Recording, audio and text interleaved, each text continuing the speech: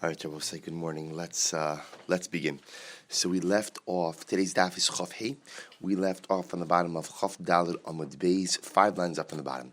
Amar Rav Papa. Rav Papa said, Hilchasa, therefore, so we'll say, remember again, we're dealing with the discussion of the episode in the Mishnah where Reb Shimon Gamliel received a gift from a non-Jew, from a Gentile, on Yom Tov, and he made the statement that as much as I'm technically permitted to go ahead and accept it, I choose not to. So the Gemara says, Amar Papa Hilchasa, therefore the halacha is Nachri Shehevi Doron Yisrael Yom Tov.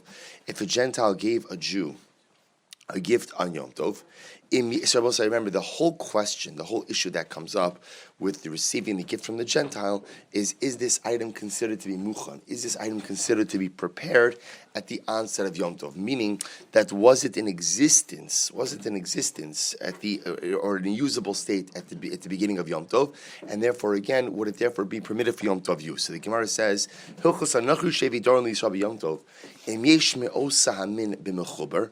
If, again, whatever the Nachri brought, if this type of item, now this is assuming he's talking about produce over here, if it was mechuber, if it was still attached to the ground, meaning again, let's say, for example, they're talking about now a crop. So let's say this type of crop has not yet been fully harvested, so therefore most of it you'd find still attached to the ground. Osir, the halacha is you may not partake of that particular item because the assumption is that when did the Nachri harvest it? He harvested it on Yom Tov itself, and therefore again it's Osir. Ula erev nami asur michdei shiyasu. So this is very interesting, and therefore at night, and therefore when Yom Tov is over, so you can't just use it immediately, but rather you have to wait michdei shiyasu. Michdei shiyasu means the amount of time that it would have taken the Nachri to do this particular malacha after Yom Tov. So let's say, for argument's sake, he brought you apples, and apples are still on a tree. They have not been harvested, and it takes 3 minutes to harvest an apple. So it means that you're a slow harvester. So it means that at the end of Yom Tov, you can't just eat the apple 1, 2, 3. You have to go ahead and wait 3 minutes afterwards. And I will say we're not going to get into it now because of time, but Rashi records a fascinating discussion about, does this mean, let's say on Yom Tov Rishon, Yom Tov Sheni, meaning let's say the Nachri brings me the apple on Yom Tov Rishon, and halacha lemaisa is clear the apples have not yet been harvested, so he plucked that off the tree. The halachic assumption is he plucked it off the tree today.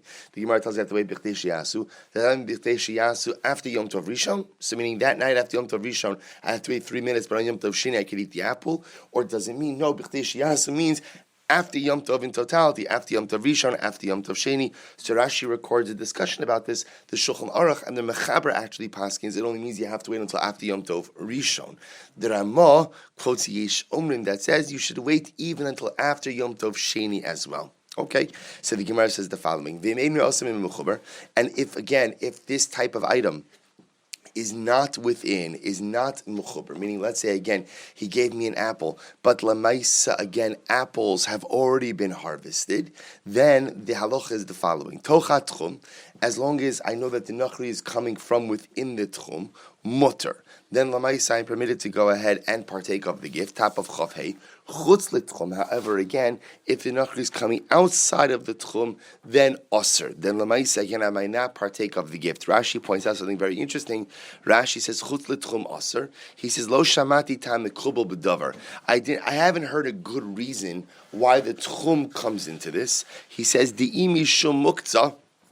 Because if it's because of muktzah, amai murta li Yisrael acher. V'imishum shenase bo isra b'shvilo im kin li Yisrael amanami asid. The achri, he skipped down a little bit. He says v'yesh lomar degabe isra tchumen derabana lo achmer kulehai v'dayon im asruhu alzeh. Supposed to say it's very interesting. So the idea is that this seems to be an additional gather to avoid any type of amira lenachri, any type ultimately again of instructions to a non-Jew to do malacha on my behalf for Yom Tov. Therefore, again, if it comes from outside of the tchum, it's going to be aser. However, v'haba b'shul Yisrael zeh, mutter li Yisrael zeh, but something that is brought for this particular individual, meaning Rabbi say, as much as if it comes from outside of the tchum, it's going to be aser. It's only aser for who? It's only aser for the individual for whom it was brought.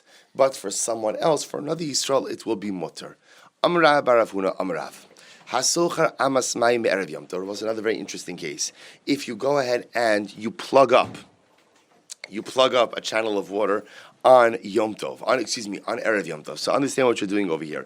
You have a little, if you can imagine, you have a I'll call it a river. You have a little. You have a little stream that runs through your property. You plug up the stream. Now, by plugging up the stream, what are you essentially doing? You're trapping, so to speak, the fish that are in that particular area. So remember, again, our whole parak is talking about the halachas of trapping. If you plugged up, we'll call it the canal, over Yom Tov, and the next morning you go out, and what do you see? There are fish streaming now in that plugged up area. Mutar in the halacha is that they're mutar. Rabbi say, why are they mutar? Because the act of plugging up the canal prior to Yom Tov is effectively an act of tzeda. So you've essentially trapped the fish prior to Yom Tov, and as long as you've trapped the fish prior to Yom Tov, lemais again you are permitted to go ahead and chap them on Yom Tov itself. So the Gemara says, Amar Rav Chisda, Medivir Rabbeinu Nilmar, from the words of our Rebbe, we will learn the following. So he says, first of all, look at Rashi just a moment. Hasochar amas mayim, so small, you plug it up. Shal yikansu ba dagi mi bachutz mishetachshach. That's ele hechon vehizmin aidei ma'ases. Rabbi say lemaisa. What comes out is the following: when you plugged up the canal, the fish that were in there, you did all this on Erev Yom Tov. The fish that were therefore in there at the onset of Yom Tov are the fish that remain there all of Yom Tov, and therefore again they're huzman. Therefore they are considered to be prepared prior to the onset of Yom Tov. So the Gemara says the following. From the words of our Rebbe, we can learn the following. Nilmod chaya shekanena bepardes eina tzricha zimun. That if you have a chaya, a chaya is an undomesticated animal, a deer. So if you have a deer that made its home in an orchard, so a deer goes into an orchard, decides to make its home in the orchard, eina tzricha zimun. It does not require any kind of preparation, meaning that halacha l'maisa, you're allowed that deer is considered to be prepared for use on Yom Tov. So we'll say, look at Rashi just a moment. Bepardes makom hamishtamer. So why does he bring down an orchard? Because an orchard is considered is an enclosed area. So if it came into the enclosed area, and what happens? Ve'in havlad yotze sheino yachol livroach ve'kal litzudo ve'in sarach zimun dahahacha mipnei shistuma ve'in yachol latzes karluhu muchnos. So we'll say, listen to this. So the idea over here is talking to Gemara saying, if I plug up the channel on Erev Yom Tov, the fish that are stuck in the channel are considered to be prepared for Yom Tov use. I can chap them for Yom Tov use. So the Gemara says, Rav Chisda says, we see from here that what? That if you have a chaya that made itself at home in an orchard, and it made itself so at home that what? That it gave birth there, that the child that it gives birth to in the orchard is considered to be prepared for Yom Tov use. Prepare for Yom Tov use, and therefore come on Yom Tov, you're allowed to go ahead and shecht it. Why, Rabbosai? Because again, the paradise is an enclosed area, and the newborn, I guess we'll call it the calf, whatever you call a young deer, little deer, right? So the little deer can't go ahead and get out. Therefore, it's considered to be prepared, just in the same way that the fish that are in the plugged up channel are considered to be prepared as well. Amar Rav Nachman, Nafal Chavran Beravrasa. So Rav Nachman said, our friend has fallen into a great dispute. Our friend is a reference to Rav Chisda. In other words, what Rav Nachman was saying was, wow, Rav Chisda really just stepped into a minefield. He just made a major mistake. Ika da Amri, others have different names associated with this episode.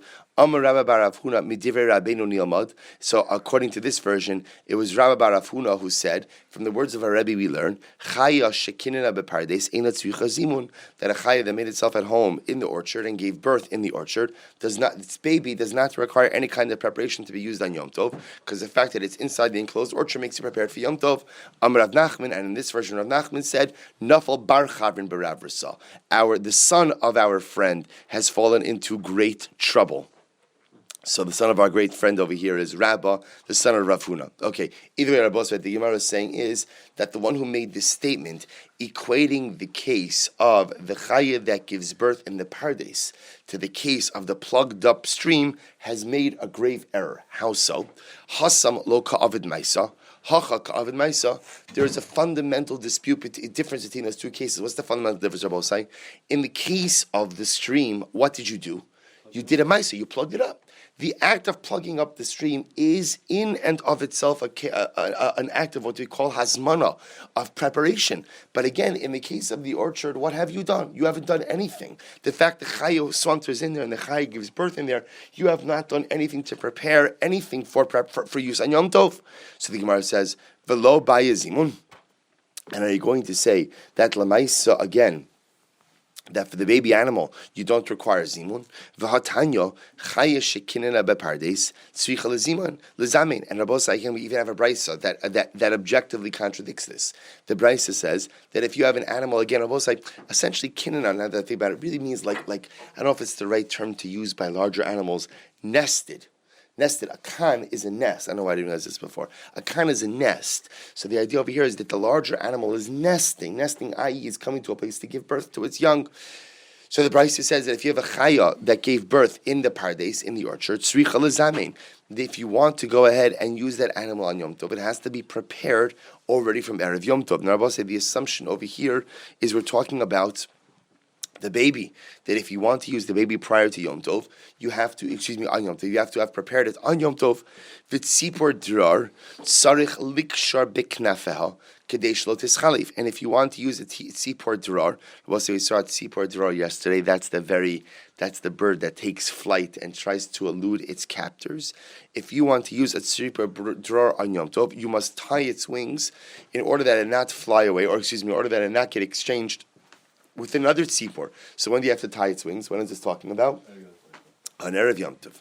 Furthermore, again, shlot ischalif bi'ima, in order that it not get confused with its mother. V'zu edus she'idu mipi shmai va'aftalion. And in fact, these words, this is testimony that came directly from Shmai and Aftalion. So the Gemara answers to Yufta. So we'll say, what do you see from here? You see from here that the mere fact that a chaya wanders into a pardes, which happens to be enclosed and gives birth there, is not enough to allow the baby to consider to be prepared for Yom Tov use. Rather, you see from here explicitly that in order to use that baby on Yom Tov, you must have explicitly prepared it prior to Yom Tov. So the Gemara says, Umi baya zimun, do you really require that the animal be prepared for use on Yom Tov, meaning that the animal be set aside, actively designated for use on Yom Tov, on Erev Yom Tov? So the Gemara says, V'hatanya, we learned, Amar Reb Shimon ben Elazar, Modim B'Sham and Beis Hillel both agree, Al Shehizminan B'Soch HaKan, Umatza Lifnei HaKan, Sha'asurin. We'll say we had this earlier. Beis Hillel and Beis Hillel both agree that if you designated birds, this was the case of the dovecote, if you designated birds inside the dovecote, and then on Yom Tov you come and you find them outside of the dovecote, sha'asurin, that they are usher, because Rabbi say the assumption is that the birds that you find on the outside of the dovecote are not necessarily the same birds that you found, that you designated on the inside of the dovecote. But when is that true? So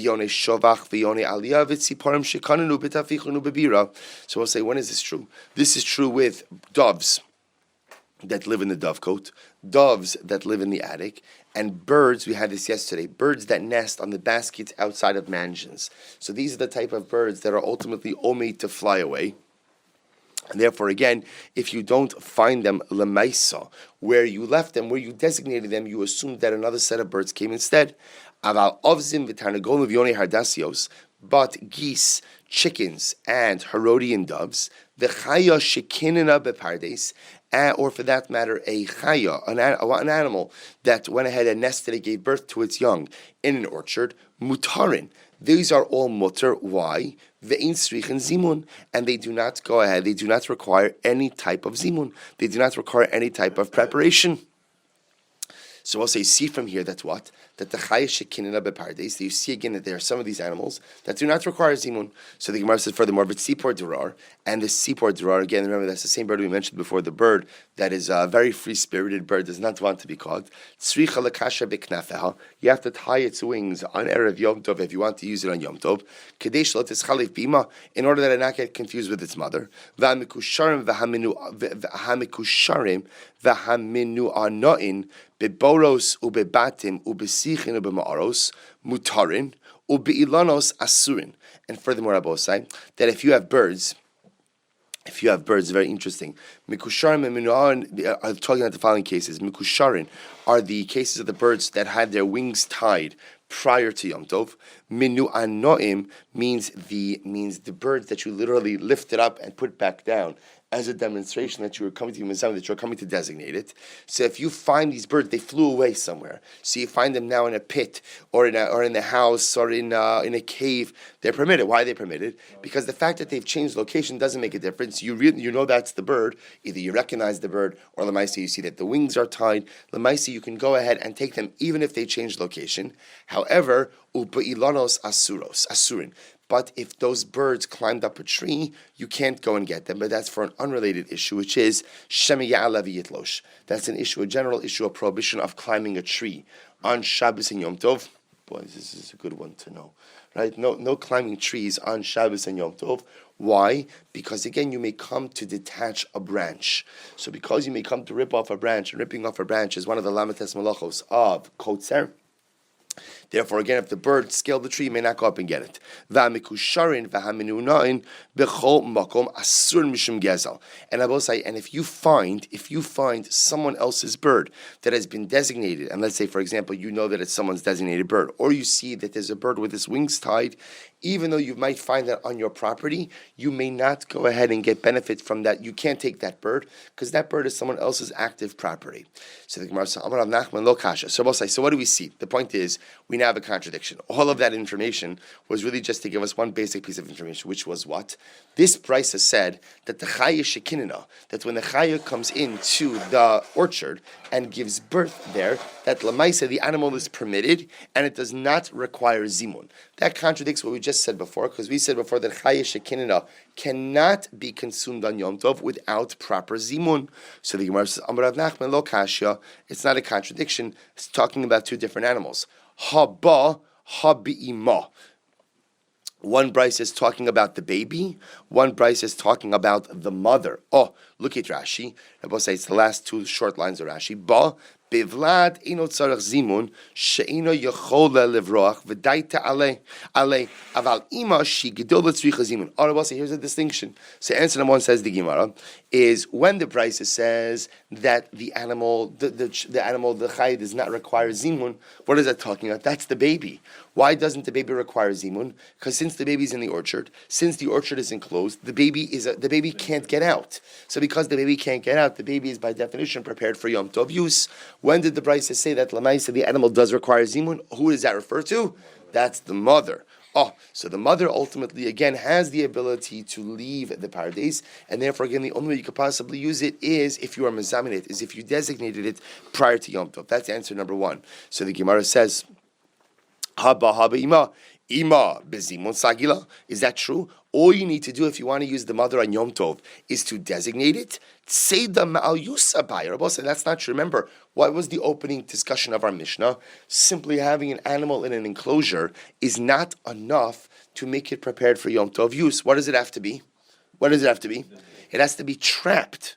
It has to be trapped. It has to be actively trapped to the point that that you could very easily get it. You could very easily, remember our technical term, you could very easily chap it on Yom Tov. So simply, if I have a chaya in a paradise, which could be a large enclosure, and I simply mezamin it by saying, I'm going to eat that chaya in Yom Tov, that's not proper zimun, that's not proper preparation. Therefore, the Gemara says, here's a distinction.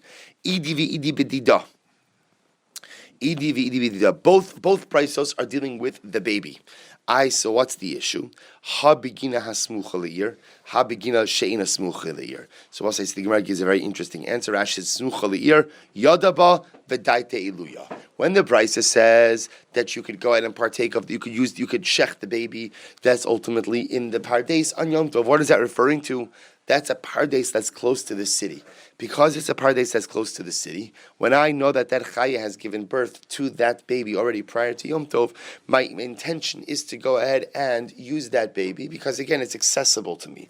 As opposed to the Brisa that says that Lamaisi, you can't use the baby. The baby is not considered to be zuman, that it's not considered to be prepared. Ismail is talking about a garden or a gina, a paradise that's far from the city. Because it's far from the city, the animal is not immediately accessible. Because it's not immediately accessible, therefore, Lamais, I don't have intention to use it on Yom Tov, and therefore I may not. Okay, and I will say that indeed, by the way, is ultimately the Shulchan Aruch codifies this case with the paradise and uses this last distinction of Rav Nachman bar Yitzchak. Okay, so says so. Therefore, halacha lemaisa, the braisos are not contradicting each other. So here's what we know when we come out of this: the fact that the chaya chooses to nest in the pardes does not go ahead and make the mother itself prepared for use for Yom Tov, because the mother itself, because it's a larger animal, requires a more intense trapping, one that makes it more easily accessible for shechita. But the baby, of course, which is a little bit more feeble, doesn't have the ability to escape the enclosure. Therefore, it's considered to be trapped. But Lamaisa is only considered to be trapped if what?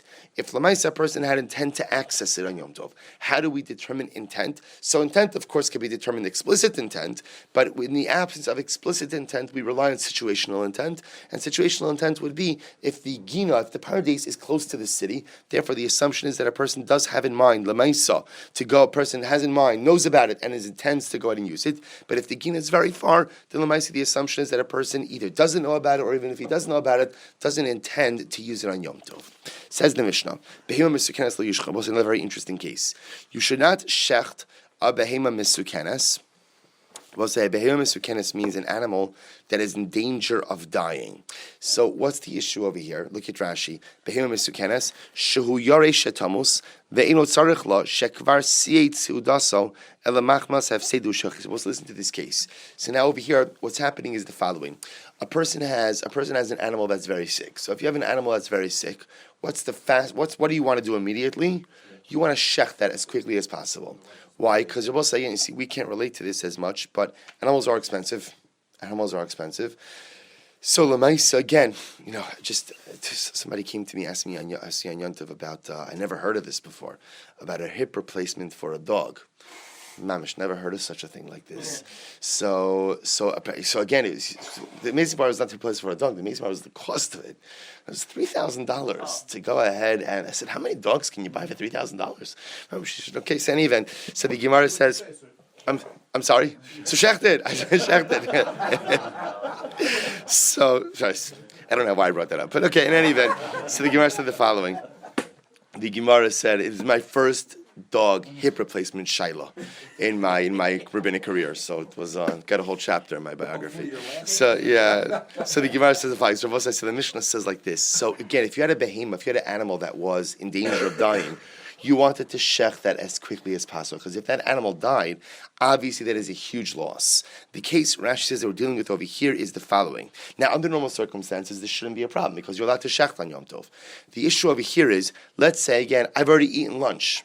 I had my Yom Tov meal. I actually don't need any more meat. Rashi says, "Shu yorei shematamos ve'ino tzorich la shekvar sa'ad seudaso." I already had my meal.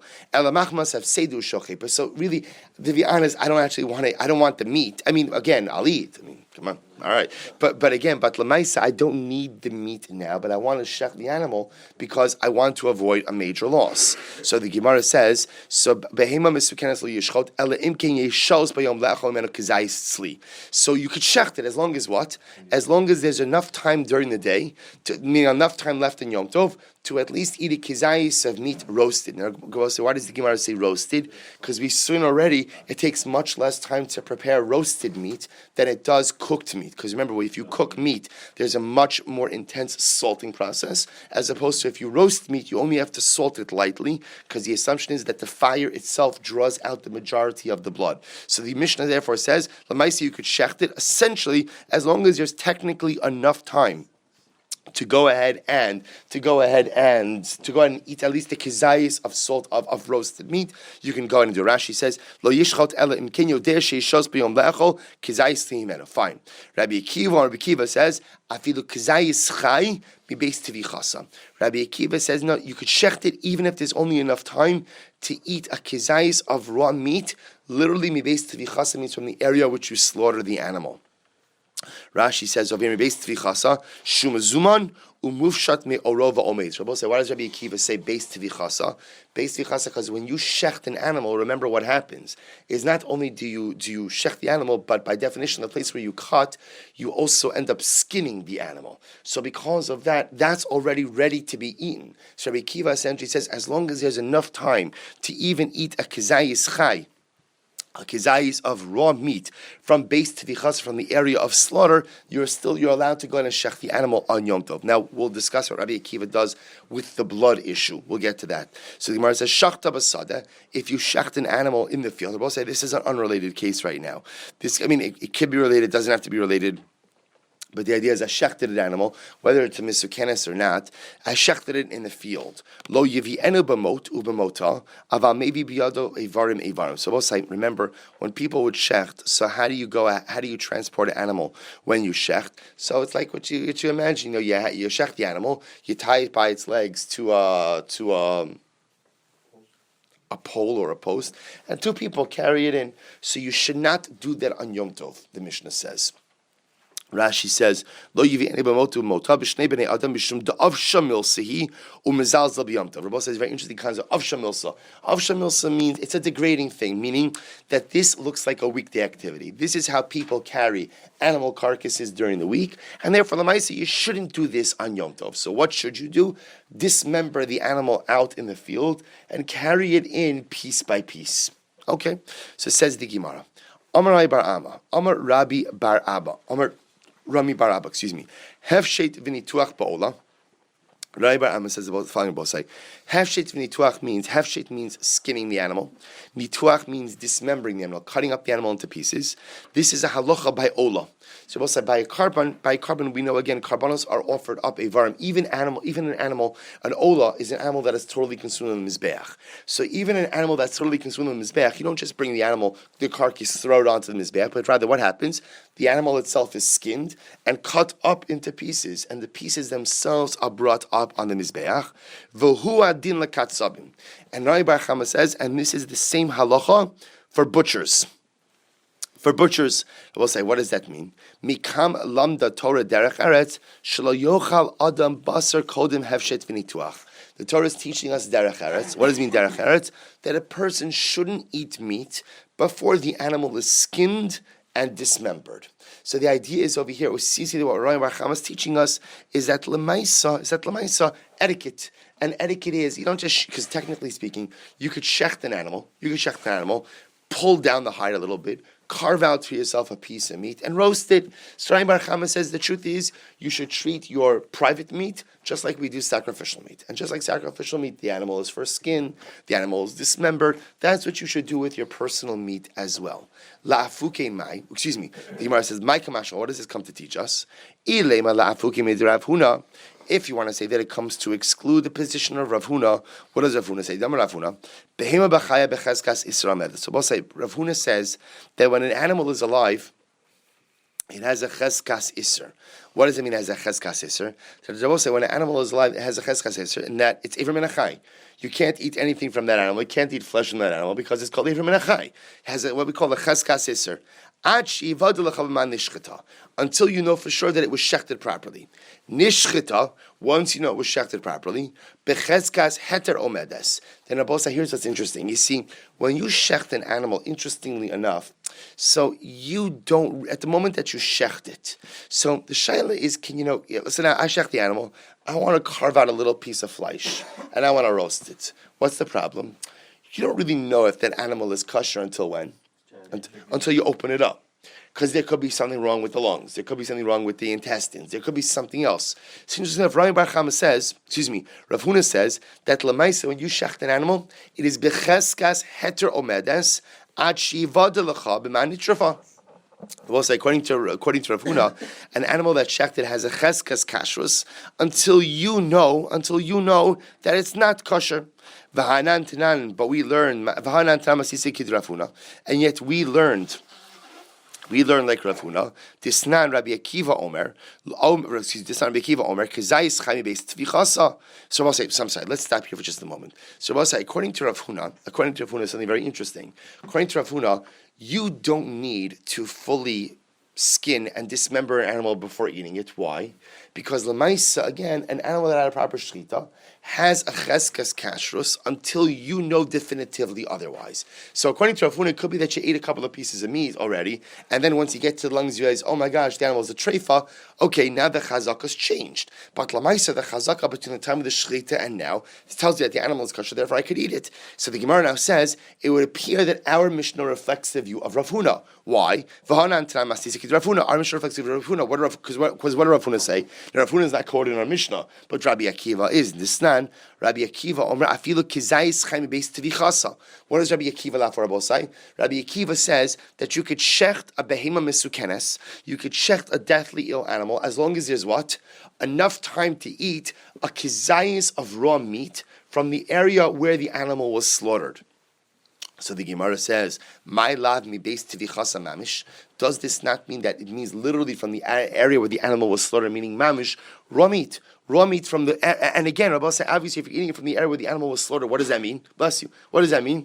It means that you have not yet checked the insides of the animal. This would seem to reflect the view of Rav Huna, to which the Gemara says, no, that's not what beis tvichasa means.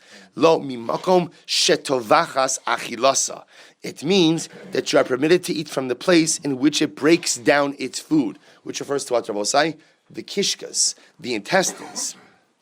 Rashi says, last Rashi on the daf, shetovachas achilasa mibnei me'eha, from its intestines, shamacha mischatech umisachal sham.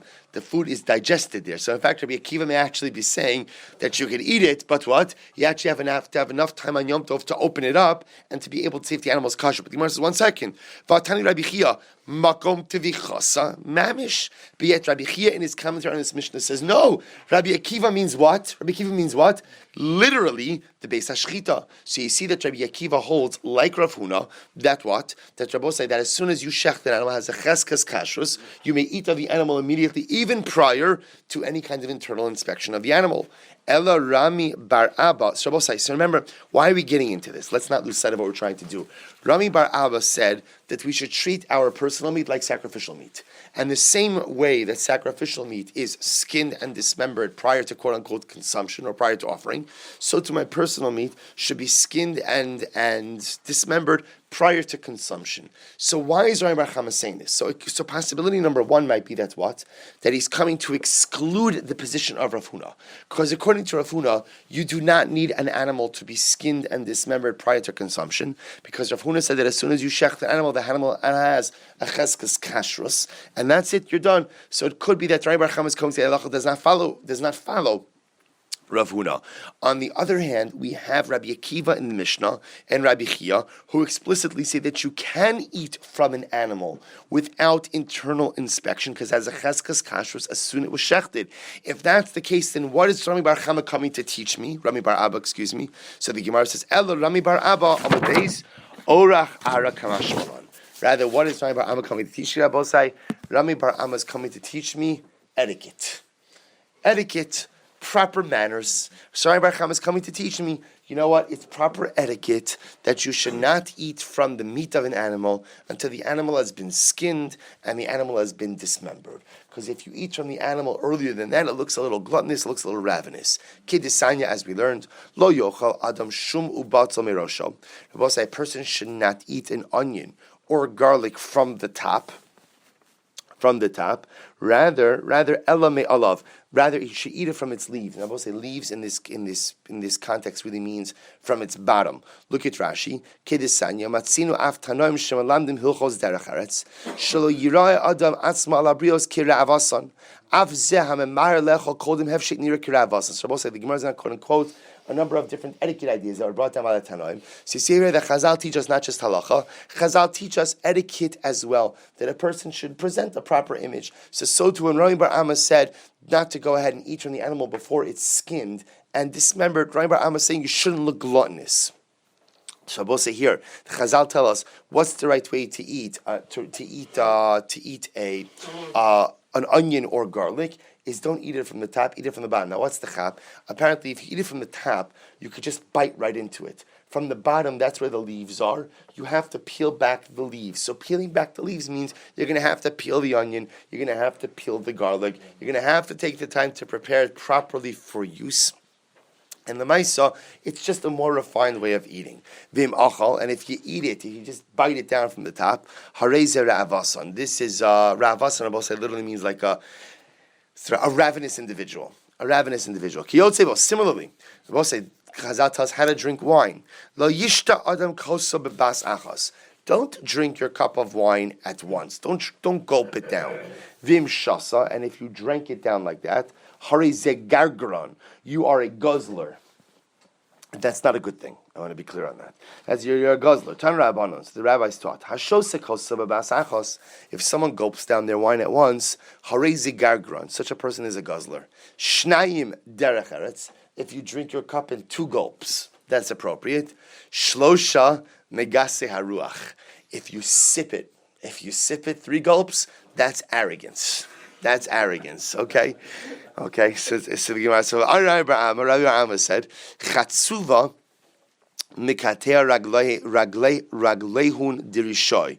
So this Rabbi say Chatzuva Rashi points out over here. If you look at Rashi, Chatzuva mikatea raglehun dirishoy, Esev sheshrashav nokvin v'yardin ba'omek ve'ein mispashet litstadin klal. So Rabbi say Chatzuva is a plant, and the interesting part about the Chatzuva plant is its roots grow straight down.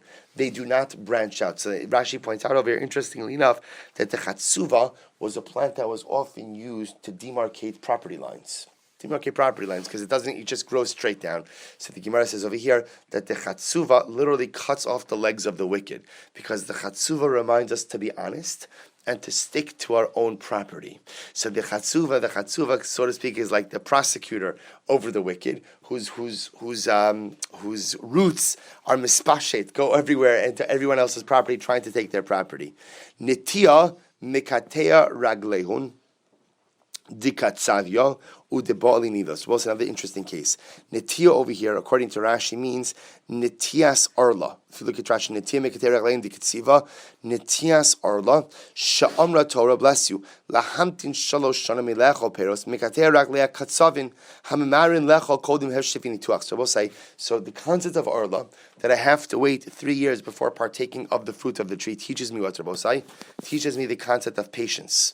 So this concept of patience is an important, this goes ahead and is a musar to the butchers, because sometimes the butchers go ahead and start cutting up the meat before the animal is fully skinned and dismembered. So it teaches the butchers to be patient, and the Boale Nidos. So we'll say Boale Nidos is a man who has relations with his wife while she's still in Nida. So what's the issue? What's the issue that person has? That individual lacks patience. The whole concept of Arla is to teach us you have to have patience. And if you have patience, that which you want will become permitted to you. But again, patience represents this idea of self-restraint. So the Arla tree is the musar to the butchers who don't skin and properly dismember the animal, as well as those who are Boal Nidos. Turmasa, mekater raglein to Sonei Yisrael. I will say turmasa is a type of bean that is very bitter, and it has to be cooked 7 times. And once it's cooked 7 times, it actually becomes very sweet. So this literally cuts off the feet of the enemies of the Jewish people, which is a euphemism for sinners. So the Torah is an incredible mussar for the sinners of the Jewish people. Shne'emar, because the pasuk says here, the Gemara is quoting the pasuk from Shoftim, V'yosifu b'nei Yisrael lasos asara b'nei Hashem. The Jewish people continue to do that which is negative in the eyes of God. And the Gemara over here, the Rabbi quotes 7 different avodah zaras that they worship. Vayavdu es habalim, ve'es ta'ashtaros, ve'es elokei aram, ve'es elokei tidon, ve'es elokei ma'al, ve'es elokei b'nei amon, ve'es elokei plishtim, vayazu es Hashem, v'lo. So we'll say they worshipped all of these avodah zaras, and they were punished each time, but they still kept worshiping. They forsook God. They left HaKadosh Baruch Hu, and they did not serve Him. So Gemara says, I don't understand. Vayazu es Hashem. Now, we'll say the fact that the Gemara asks, the fact that the pasuk says that they left God, does that not automatically tell me that they did not serve God? Is that not understood? Why does it have to say that they left God and they didn't serve Him? God said, these people are even worse than the turmus, because at least the turmus sheshoklin also sheva pamim va'ochlin also bikinuach seuda. So at least lo asauni banai. My children aren't even like the turmus bean. Turmus bean is bitter. and it's difficult. But when you cook it 7 times, it becomes sweet. My children, I've cooked them 7 times, so I punish them over and over and over and over, and yet what? They still don't sweeten up. They still don't go in and serve me. Tana Mishrin Rabbi Meir. So Rabbi Beitzah, the name of Rabbi Meir. Mipnei ma Torah nitna liYisrael. Why was the Torah given to the Jewish people? Mipnei shehin azin. Because they are difficult. And I will say, what does that mean? Look at Rashi, shein azin. V'nitna lahem Torah sheyasku ba v'hima teshes kocham u'mechanas. I will say, such a profound statement. Klal Yisrael possesses incredible energy. The problem is, without Torah, that energy is often used in destructive ways. What Torah does is it channels the energy of a person. What it also does is Torah weakens you. Right? When a person has the responsibility of Torah on their shoulders, a person engages themselves in the exhaustive process of Talmud Torah, it saps you of energy, which could be a good thing, because that's also energy that could be potentially used in negative directions. So the Gemara says Torah was given to Klal Yisrael Neishein Azim, because we're difficult, because we're brazen. Torah humbles us. Tan Rabbi Shmuel, Mimino Eish Das Lamo. So the pasuk says, from his right hand, he gave the present of fiery law to them. These people are worthy of receiving fiery law. There are others that say, the ways of this people, the Jewish people, are like fire. The Rebbe say, we are a fiery people, we are an intense people. So the Gemara says, were it not the fact that we got Torah, and Rabbi say Torah tempers our fire a little bit, no other nation would be able to stand up to us. And this is what Rish Lakish said, Gimel Azinheim, there are 3 things in this world that are brazen and strong. Yisra b'umos, the Jewish people among the nations. Kelev bechayos, the dog among animals. Tarnagol ba'ofos, the chicken among birds. V'yish omrim af eiz b'mehem daka, others say the goat with small animals. V'yish lamar af tzlaf b'ilanos, the caper bush, when it comes to trees. The reason why the caper bush is considered to be so oz is because Tosfos points out, actually, Tosfos says because the caper bush, every single part of it can be eaten. Every part is edible. And second of all, it always bears fruit. It never backs down in front of the seasons. It's not a seasonal plant. Always bears fruit throughout the entire year. Okay, let's go a little bit weiter. Shachta b'sada lo yivena b'mos. Remember, what did the Mishnah say? That if you shechted it in the field, you may not go ahead and bring it on the pole, but you have to dismember it and bring it in piece by piece. A blind person may not go out with his staff on Yom Tov. The Rabbi say this is talking about this case over here is where the blind person could get around without the staff. So the blind person does not really need the staff to go ahead and help him, but whatever, he just usually brings it for a little bit of additional support. We tell him on Yom Tov not to bring it out, because again, if Uvda D'chol, it has the appearance of weekday-like activity. Obviously, if he needs it, of course he could take it. V'lo harab. Similarly, again, the shepherd should not go out with his pouch on Yom Tov also, because again, Rashi points out, in Asum Yotze B'maklo, Tahavi Derech Chol V'ika Zilus Yom Tov. These are all considered to be weekday-like activities, and therefore you can't do it because it diminishes the sanctity of Yom Tov. Ve'in yotze b'kisei, and you can't go out with a chair. Now I will say what this is referring to over here, if you look at Rashi, ve'in yotze b'kisei, sheton osam b'nei adav ve'in yoshe b'karta. So we'll say this is talking about over here a type of chair that's carried by others. So let's say you can't sit on a chair and have it carried by others on Yom Tov. Now the assumption over here is because also again this has the appearance of weekday-like activity. Echad ish ve'echad isha, and this is true for both a man as well as for a woman. Ini, is that true? Is that true? V'hashalach. Actually, we're gonna stop here for today. We'll pick up right here in Meretz Hashem tomorrow. V'hashalach. V'shukayach.